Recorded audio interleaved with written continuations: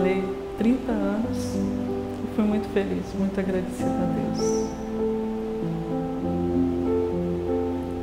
Meu nome é Consuelo dos Santos Lara Guedini e nasci na cidade de Arcos, Minas Gerais. Vim de uma família de 4 irmãos, muito queridos, Giovanni, Valéria, Raquel e eu. Meus pais, Terêncio e Miriam, me deixaram muita saudade, mas eu creio que um dos maiores orgulhos que eu dei para eles foi justamente passar no concurso do Tribunal de Justiça e ser servidora. E nós viemos de Arcos, eu estava com 1 ano e meio, minha formação acadêmica é pedagogia, mas sempre por causa do tribunal. Por incrível que pareça, apesar de eu não ter seguido a carreira de direito, né? Bom, eu fiz um concurso em 1983, eu tomei posse no Tribunal de Justiça 17 de junho de 86, no gabinete da presidência do desembargador Werneck Costa. Na época nós tomávamos posse no gabinete da presidência. Eu fui lotada, posse e exercício 17 de junho, lotada no registro de pessoal. Na época éramos 2 funcionárias novatas, eu e Zeneida Rena Pereira, que tomou posse junto comigo, Beth, Elizabeth Maria de Faria Pereira era a coordenadora e Evandro, José Evandro de Medeiros. Recurso eram as nossas mãos, a nossa mente e a vontade de trabalhar e trabalhar direito, trabalhar certo. Então tudo era manual, as fichas eram feitas de cartolina, que nós colocávamos aqueles durex coloridos, o nome do servidor que estava tomando posse, e tinha um caderno onde a gente já fazia previsão de quinquênio, de férias-prêmio. Na época era o Tribunal de Justiça, era pequeno, era só a 2ª instância e a corregedoria. Depois que houve a junção com a 1ª instância. Então, na nossa época, era até poucas pessoas. Eu fazia a progressão funcional sozinha. Os estagiários, era eu que fazia, eu que recebia os estagiários, que não tinha nomeação, a gente ligava procurando se o estagiário tinha feito inscrição para depois ele vir a prestar esse serviço no TJ de estágio. Tudo era máquina de datilografia, nós fazíamos, era prova eliminatória, era datilografia para entrar no TJ, né? E as certidões de tempo de serviço, por exemplo, elas tinham que ser datilografadas dos 2 lados da página, sem um erro. Não se admitia erro de datilografia. Então, primeiro nós redigíamos o tempo de serviço de todo servidor. A Beth, que era a nossa chefe, Elizabeth, fazia a conferência e depois nós íamos datilografar. Então, nessa hora, ninguém olhava nem para o lado, ninguém podia sequer mexer com a gente, porque se a gente errasse, tinha de começar tudo de novo. Então, não existia computador, inimaginável. O ponto era uma coisa que a gente ia perto. Não, o primeiro ponto era de assinatura, era uma ficha, como se fosse um rolo de papel de calculadora que a gente colocava o número da matrícula e dava o visto. Então tinha a serviço de apuração de frequência, que era a Dulce Cardoso, responsável, que conferia as assinaturas. Então era tudo bem rudimentar, mas extremamente prazeroso. É uma amizade que permanece para sempre. Eu ficava no 4º andar da Rua Goiás. Lá era o nosso serviço de registro pessoal. Quando eu tomei posse era o Dr. Cláudio Costa, que era o diretor-geral. E lá eu fiquei por 3 anos, até ser convidada pelo Dr. Nileldo para assumir o Gabinete de Apoio Administrativo aos Desembargadores. Olha, eu me lembro que foi na época da reestruturação do TJ e o Dr. Nileldo, em plena a gente estava preparando a publicação da restauração quando ele me chamou lá na diretoria geral, chamou a Beth também, nós fomos lá e lá eu fui convidada para trabalhar no gabinete de apoio aos desembargadores que havia sido criado na gestão do desembargador Agemir Otaviano Andrade. Quem foi me substituir no registro pessoal foi o Idalmo, que tinha sido apostilado aqui, como a gente falava Copa, né? A sala dos desembargadores. E o Idalmo que foi me substituir. Eu vim com muito medo. Apesar de conhecer desembargadores, a gente conhecia só de longe, então havia um certo temor. Eu tinha medo até de ficar sentada ali. Eles entravam, eu levantava. E de repente eu fui aos poucos, graças a Deus, conquistando a confiança deles, a amizade, posso dizer, que muitos, inclusive, mantêm essa amizade comigo. Não só eles, mas os familiares também. E fui nomeada porque eu vim com a lotação com o mesmo cargo lá do registro pessoal. Mas o desembargador José Fernandes Filho é que me nomeou, eu tomei posse na presidência dele, como coordenadora de serviço, eu não me lembro mais, assim, porque a nomenclatura foi mudando ao longo do tempo, né? Mas o desembargador Fernandes Filho é minha referência de austeridade, de competência, de trabalho. E até hoje eu mantenho um contato com ele assim por telefone, eu nunca me esqueço. E foi assim, o gabinete foi aos poucos. Foram muitos anos, eu fiquei lá 30 anos no gabinete de apoio ao desembargador. Passei por várias gestões, tive o prazer de ter conhecido o ex-presidente, pai do presidente atual, desembargador José Arthur de Carvalho Pereira, dona Maria Helena. O desembargador José Arthur era assim, impressionante. Eu falo que todos, sabe, que eu conheci, todos. Se eu for citar, começar a citar nomes aqui, eu tenho medo assim, de cometer uma injustiça. Mas José Loyola, o desembargador Almeida Melo, o desembargador Geraldo Augusto, o desembargador Isalino, o desembargador Bagimelo, o desembargador Paulo Tinoco. Vocês vão ver que eu vou falar sempre desembargador, porque eu nunca perdi saber que eu sou servidora e que eles são desembargadores que merecem todo o meu respeito e honra mesmo, sabe? Desembargadora Márcia Milanês, desembargadora Branca Renal, foi a primeira desembargadora, né? Nunca esqueci. Tantos outros, desembargador Luiz Nogueira, Rubens Xavier Ferreira, Paulo Tinoco. Então, assim, a gente, na época, tinha as sessões do órgão especial hoje, que na época era corte. Então, o nosso gabinete de apoio era, assim, um ponto de referência onde eles se reuniam, muitas vezes. Esse presidente conversaram com governadores na minha sala reservada. Olha, na época eram um pouco mais de 30 desembargadores. E confesso que muitas vezes eu atendia vários ao mesmo tempo. E me lembro com muito carinho do desembargador Antônio Pedro Braga, que me ensinou a ter o devido respeito por essa casa. Ele chegava com o guarda-chuva dele esquadrinhando o mármore de Carrara.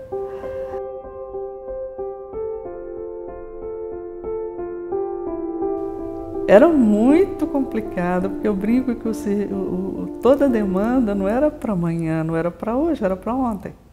Então, muitas vezes as pessoas não sabiam o que o GAD faz. Nós tínhamos um ASPROM, como tivemos todo o tempo, para atender a demandas até particulares dos desembargadores, mas era muito maior. Era muito maior. Inclusive, assim, o acesso do público externo ao desembargador passava por nós. O desembargador falava assim, fala com a Consuelo ou com a Raquel, que somos as mais ficamos mais tempo, né? A Raquel veio um pouco depois de mim, mas também muito tempo de GAAD. Eu falei agora há pouco do desembargador Zé Arthur, e muitas vezes a gente comunicava o falecimento dos desembargadores ou familiares. E uma das minhas maiores tristezas foi justamente comunicar o falecimento do desembargador Zé Arthur de Carvalho Pereira. Eu nunca vi tanta comoção de todos os servidores, todos os desembargadores. Me falaram, me contaram que o desembargador Esdésio Fernandes também foi assim. Tanto é que as carteiras funcionais, na época que eu trabalhava no registro pessoal, essa carteira funcional, que às vezes tinha que devolver, mas se era assinada pelo desembargador Esdésio, eles pediam para não devolver. Então, assim, aos poucos eu fui vendo os desembargadores, são pessoas humanas, sabe? A confiança é conquistada no dia a dia.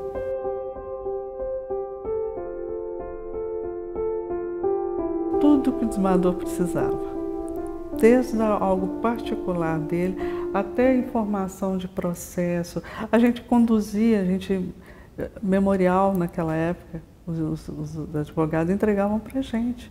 Nós passávamos desembargador. As sessões de julgamento que o desembargador precisava, às vezes mandavam um bilhete para mim. Eu chegava, já sabia até a letra de quem que era. Então, inúmeras. Era uma coisa que era criada de acordo com a necessidade do desembargador naquele momento. Telefonemas, marcar audiência com o desembargador, porque na época também não havia o anexo 2. Alguns desembargadores trabalhavam no 9º andar do anexo 1. Um deles, o desembargador Francisco Figueiredo. Então, ali tinha uma sala que era de datilógrafos, que ficavam ali. Depois tinha aqui também, a datilografia era aqui no 3º andar. Outro setor, mas datilografia do TJ. Mas lá no 9º andar ficava uma sala dos assessores. E os desembargadores, eles vinham muitas vezes, por exemplo, o desembargador Alves de Mello, ele pegava todos o voto dele, da sessão de julgamento, ele me entregava e eu ia lá xerocar, porque era xerox que a gente tinha, e arrumar direitinho para as sessões de julgamento.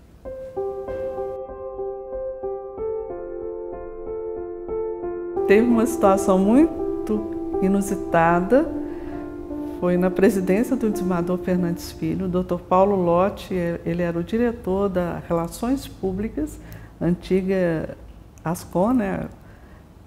E uma senhora, meu gabinete, o gabinete de apoio era no 1º andar nessa época, no 2º andar era o gabinete da presidência. E uma senhora muito elegante, entrou no nosso gabinete e falou comigo, pediu que ela precisava ter uma entrevista com o presidente do tribunal.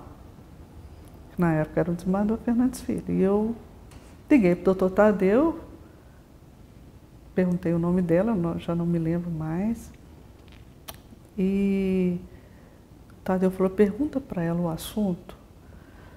Aí eu perguntei, botei a mão na boca do telefone, né? Ela falou assim, eu vim aqui fazer uma denúncia, porque o presidente roubou todas as terras da minha família, que a minha família é proprietária de todo o território nacional do Brasil. Eu lembro um susto. Eu fiquei numa saia justa, mas ao mesmo tempo com paixão da pessoa que ela estava ali, porque deu para perceber que ela era o antigo Alzheimer. Eu liguei para o Dr. Paulo Lotti, interfonei para ele. Aliás, acho que foi Raquel que foi na outra sala e interfonou para ele. Ele veio com uma gentileza, com uma sabedoria.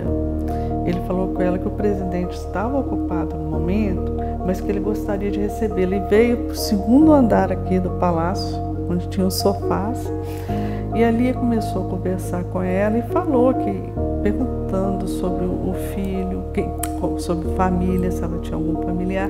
E aí ela falou do filho. Então descobriu que ela andava com o papel com o nome e o telefone do filho. O Dr. Paulo Lotti chamou o filho dela. Essa história que eu acabei de contar faz parte do livro lançado pelo TJ, Histórias que Ouvi, Histórias que Vivi. Era um conto, fazia parte do projeto Conto 7 em Ponto, que era muito bacana. Começar a lembrar das pessoas com quem eu trabalhei no registro pessoal. Beth, Zeneida, Evandro, Cássia Gonçalves, Dulce, Idalmo, Dora. Dora era sempre foi muito querida. E depois no GAAD, Raquel, Isabel, Verônica, Jaqueline.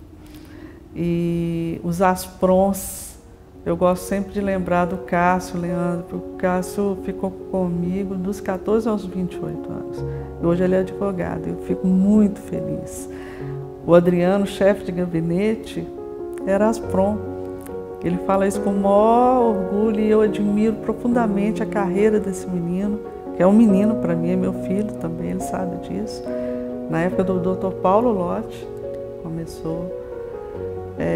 Diego, quantos Aspron passaram por mim e que seguiram o caminho de estudo, que eu sempre falei para eles a respeito de estudar.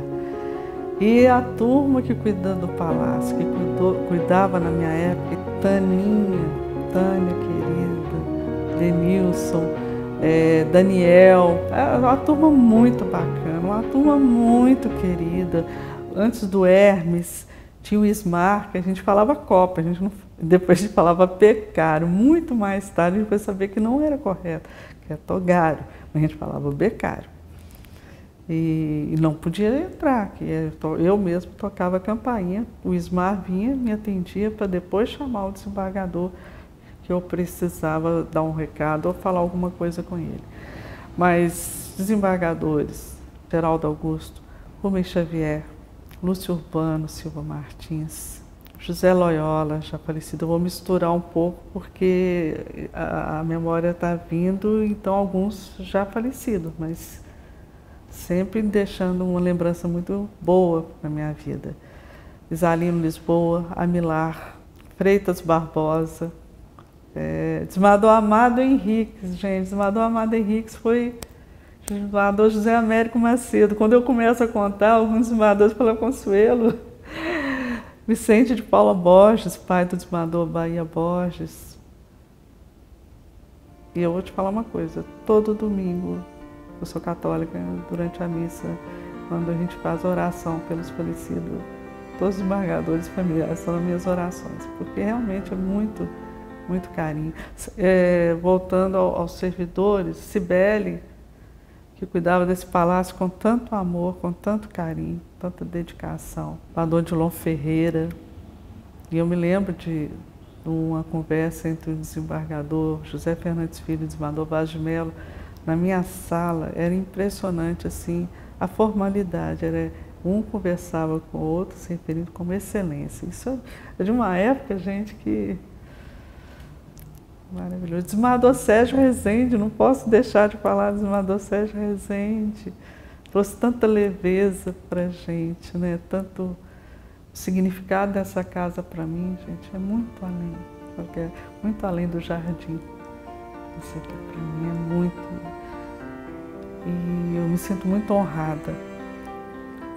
Eu encho a boca para falar que eu sou servidora. Não fui, não, eu sou.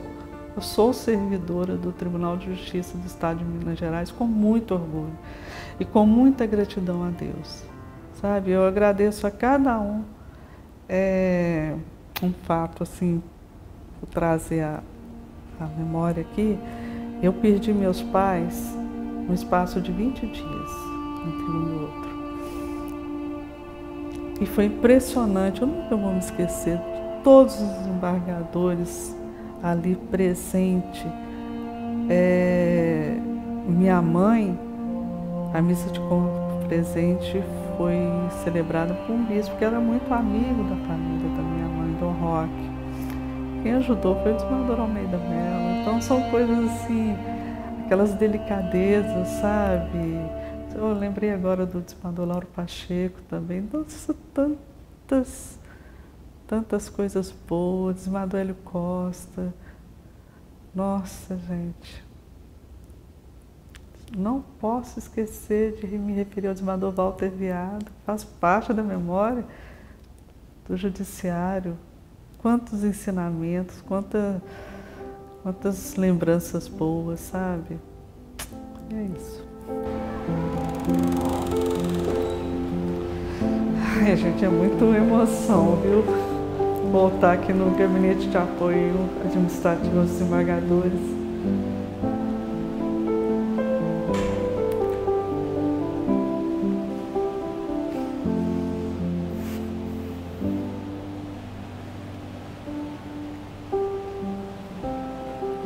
Hoje eu trabalhei 30 anos e fui muito feliz, muito agradecida a Deus.